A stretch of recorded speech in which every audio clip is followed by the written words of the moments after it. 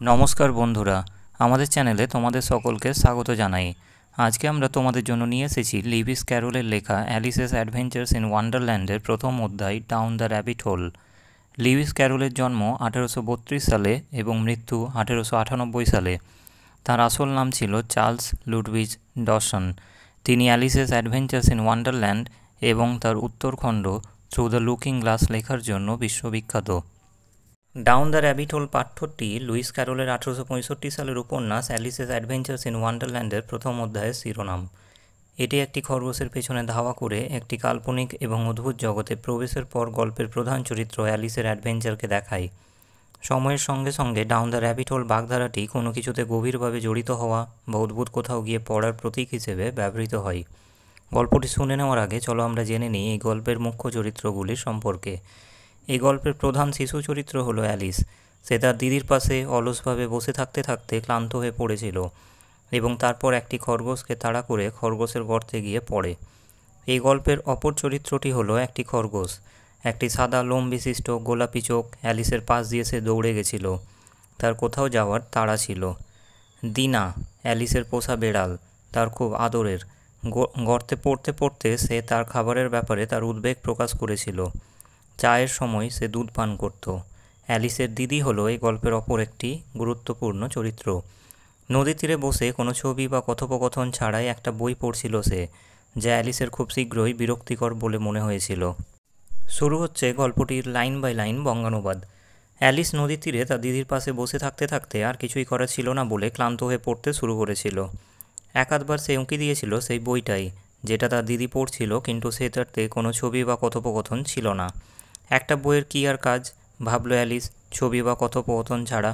ফলে সে তার নিজের মনে বিচার বিবেচনা করছিল যে যতটা ভালোভাবে সে পারে, কারণ তপ্তর দিনটার জন্য তার খুব ঘুম ঘুম পাচ্ছিল আর তার নিজেকে বোকারাম মনে হচ্ছিল। একটা ডেইজি ফুলের মালা বানানোর আনন্দের জন্য উঠে পড়া আর ডেইজি ফুল তোলার ঝামেলা তার পোষাবে কিনা ঠিক যখন তার কাছ দিয়ে গোলাপি চোখওয়ালা সাদা একটি খরগোশ ছুটে গেল। তাতে অত বেশি লক্ষণীয় কিছুই ছিল না। না, অ্যালিস সেটাকেও খুব বেশি অস্বাভাবিক মনে করলো যখন সে খরগোশটাকে বলতে শুনলো, এই সেরেছে, এই সেরেছে, আমার অনেক দেরি হয়ে যাবে। পরে যখন সে এটা নিয়ে ভেবেছিল তার মনে হয় যে এতে তার আশ্চর্য হওয়া উচিত ছিল, কিন্তু তখন এই সব কিছু একদম স্বাভাবিক মনে হয়েছিল। কিন্তু খরগোশটা যখন সত্যি তার ওয়েস্টকোটের পকেট থেকে একটা ঘড়ি বের করলো আর সেটা দেখলো আর তারপর তড়িঘড়ি ছুটলো, অ্যালিস লাফিয়ে উঠে দাঁড়ালো, কারণ ধাঁ করে তার মাথায় এলো যে এর আগে সে কখনো একটা খরগোশকে দেখেনি যার ছিল একটা ওয়েস্টকোট, পকেট বা সেটা থেকে বের করার জন্য ছিল একটা ঘড়ি। এবং তীব্র কৌতূহলে সে মাঠটার উপর দিয়ে ছুটল সেটার পিছনে, আর বেড়া ঝোপের তলায় একটা বড় খরগোশের গর্তে সেটাকে হুট করে ঢুকে যেতে দেখলো একদম শেষ মুহূর্তে। পর মুহূর্তে সেটার পিছু পিছু ছুটল অ্যালিস নিচের দিকে, একবারও এটা বিবেচনা না করেই যে কীভাবেই বা সে বেরিয়ে আসবে আবার।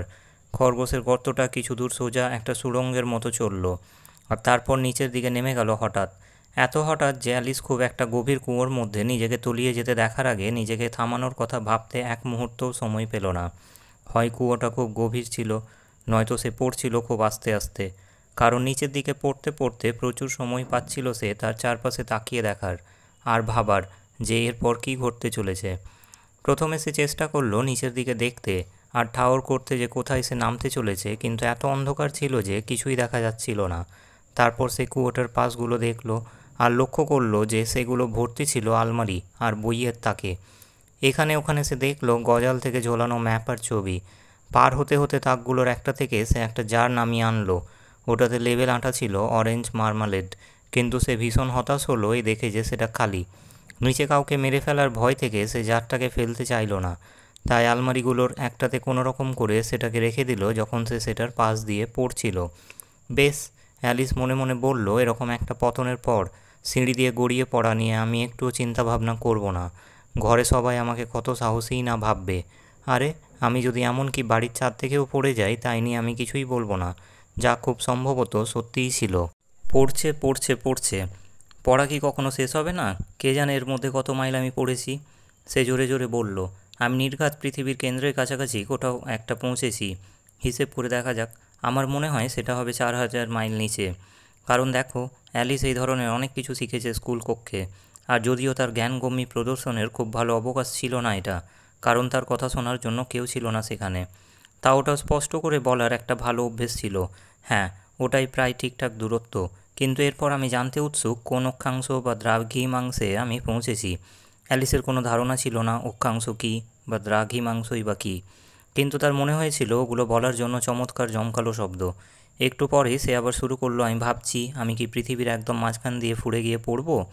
কী অদ্ভুত মনে হবে সেই লোকজনদের মধ্যে বেরিয়ে আসা, যারা তাদের মাথা নিচের দিকে করে হাঁটো, অ্যান্টিপ্যাথিরা। আমার মনে হয় সে বরং খুশি হলো যে এবার সেখানে কেউ ঠিক ছিল না শোনার জন্য, কারণ শব্দটাকে একদম ঠিকঠাক শোনাচ্ছিল না। কিন্তু আমাকে ওদের জিজ্ঞাসা করতে হবে দেশটার নাম কি, বুঝলে? প্লিজ ম্যাম, এটা কি নিউজিল্যান্ড নাকি অস্ট্রেলিয়া? এবং যখন সে কথা বলছিল তখন হাঁটু বেঁকিয়ে একটু নিচু হয়ে অভিবাদন জানানোর চেষ্টা করলো। তুমি যখন শূন্যের ভিতর দিয়ে পড়ছো, হাঁটু বেঁকিয়ে একটু নিচু হয়ে অভিবাদন করার কথা কল্পনা করো। তোমার কি মনে হয় তুমি পেরে উঠবে? আর জিজ্ঞাসা করার জন্য আমাকে কি অজ্ঞ একটা বাচ্চা মেয়েই না ভাববে সে? না, জিজ্ঞাসা করা ঠিক হবে না। হয়তো সেটা কোথাও লেখা আছে, আমি দেখতে পাবো। পড়ছে পড়ছে পড়ছে, আর কিছু করার ছিল না।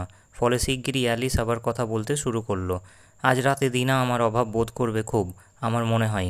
দিনা ছিল অ্যালিসের বেড়ালটা। আশা করি চায়ের সময় ওর দুধের প্লেটটার কথা মনে করবে ওরা। দিনা, সোনা আমার, যদি তুই নিচে এখানে থাকতিস আমার সঙ্গে, শূন্যে কোনো ইঁদুর নেই, কি করি বল?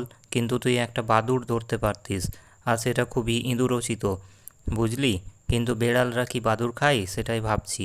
আর এখানে অ্যালিসের বেশ ঘুম ঘুম আমেজ আসতে শুরু করলো, এবং স্বপ্নালুভাবে নিজেকেই বলতে থাকলো, বেড়ালরা কি বাদুড় খায়, বেড়ালরা কি বাদুড় খায়, আর কখনো কখনো বাদুড়রা কি বেড়াল খায়?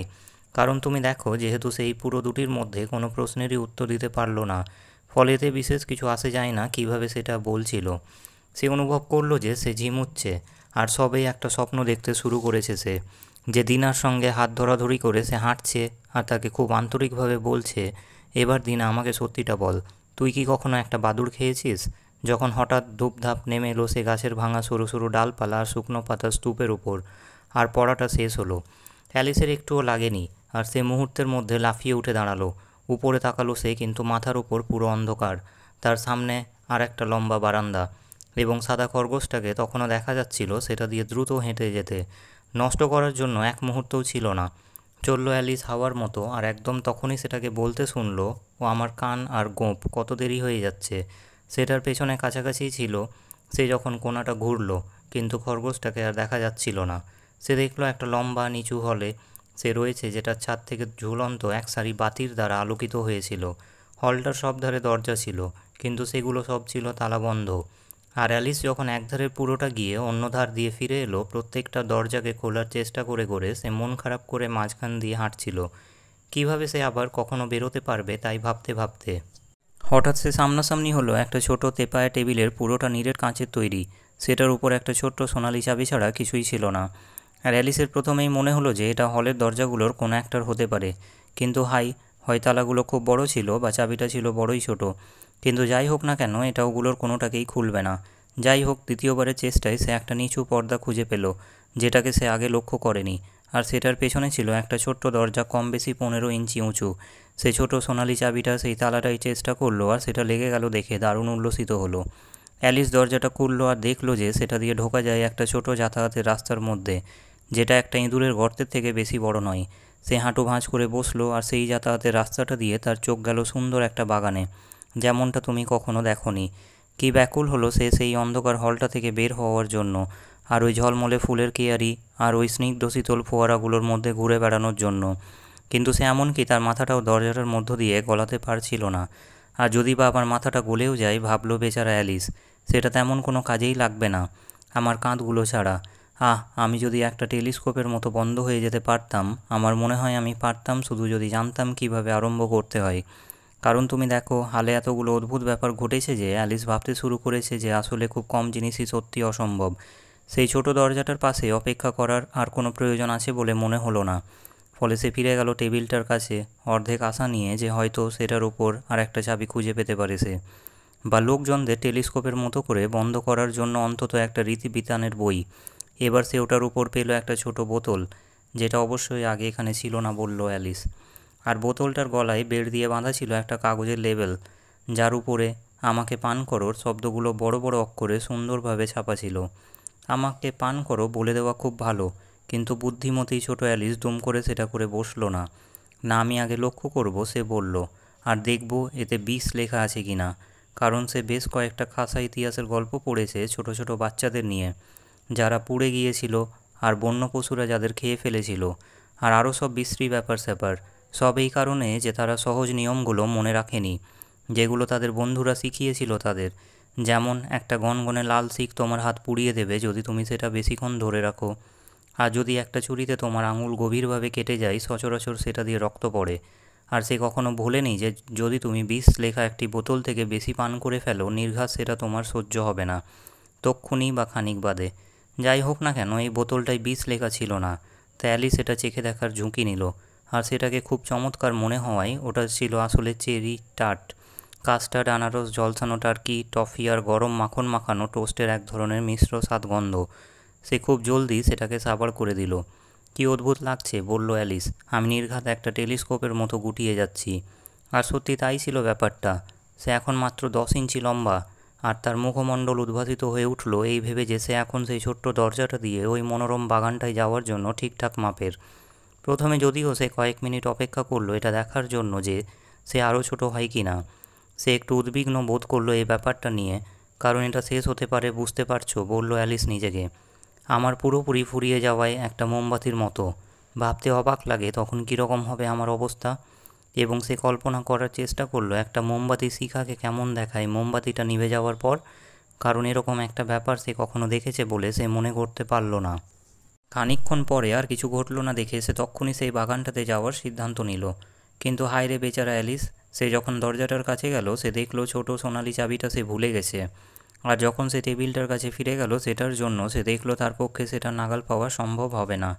কাঁচের মধ্য দিয়ে সে বেশ পরিষ্কার দেখতে পাচ্ছিল সেটাকে। আর সে তার যথাসাধ্য চেষ্টা করলো টেবিলটার পায়াগুলির একটাতে চড়ার, কিন্তু খুবই পিছল ছিল সেটা। আর চেষ্টা করতে করতে যখন সে ক্লান্ত হয়ে গেল একদম, বেচারি ছোট্ট সোনা বসে পড়লো আর কাঁদতে লাগলো। চলে এসো, ওভাবে কেঁদে কিছু হবে না, বলল অ্যালিস নিজেকে, বেশ কড়াভাবেই। আমি তোমাকে এই মুহূর্তে থামতে পরামর্শ দিচ্ছি। সে সাধারণত নিজেকে খুব ভালো পরামর্শ দেয়, যদিও সে কদাচিৎ তা মানে, এবং কখনো কখনো সে নিজেকে এত প্রচণ্ডভাবে বকাবকি করে যা তার চোখে জল এনে দেয়। আর তার মনে পড়ে একবার সে নিজের কানে চাপড় মারার চেষ্টা করেছিল একটা ক্রোকে খেলায় নিজেকে ঠকানোর জন্য, যেটা সে নিজের সঙ্গেই খেলছিল। কারণ এই কৌতূহলী বাচ্চাটি খুব আসক্ত ছিল দুজন মানুষ হওয়ার ভান করায়। কিন্তু এখন কোনো লাভ নেই, ভাবলো বেচারা অ্যালিস। দুজন মানুষ হওয়ার ভান করে আরে একজন মান্যগণ্য মানুষ হওয়ার মতোই যথেষ্ট আমি অবশিষ্ট নেই আর। একটু পরেই তার চোখ পড়ল একটা ছোট কাঁচের বাক্স যেটা টেবিলের নিচে পড়েছিল।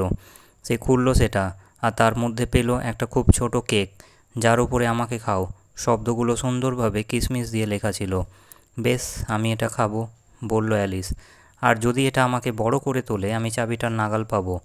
আর এটা যদি আমাকে আরও ছোট করে দেয় আমি দরজার তলা দিয়ে বুকে হেঁটে গলে যেতে পারবো। ফলে দুভাবেই আমি বাগানটায় ঢুকে পড়ব। আর সেটাই হোক, আমি পরোয়া করি না। সে একটুখানি খেলো, আর কোন দিকে এটা বাড়ছে অনুভব করার জন্য মাথার উপর তার হাত রেখে উদ্বিগ্নভাবে বলল, কোন দিকে, কোন দিকে। আর সে খুবই আশ্চর্য হলো এটা দেখে যে সে একই মাপের রইল। অবশ্যই এরকমই সাধারণত ঘটে যখন কেউ কেক খায়, কিন্তু অ্যালিস শুধুই অদ্ভুত ব্যাপার স্যাপার ঘটার প্রত্যাশা করতে গিয়ে এত কিছু পেয়েছে যে জীবনের সাধারণভাবে চলা খুব একঘেয়ে আর নীরস মনে হয়। ফলে সে কাজে লেগে পড়ে এবং খুব শিগগিরই কেকটাকে সাবার করে দেয়। গল্পটি আমাদের এখানেই শেষ হয়ে যায়। তাহলে আজকের ভিডিওয়ে আমরা শুনলাম অ্যালিসেস ওয়ান্ডারল্যান্ডের প্রথম অধ্যায় ডাউন দ্য র্যাবিট হোল। যদি ভিডিওটি তোমাদের ভালো লেগে থাকে তাহলে ভিডিওটিকে লাইক, শেয়ার এবং চ্যানেলটিকে সাবস্ক্রাইব করতে ভুলবে না। জুড়ে থাকার জন্য ধন্যবাদ।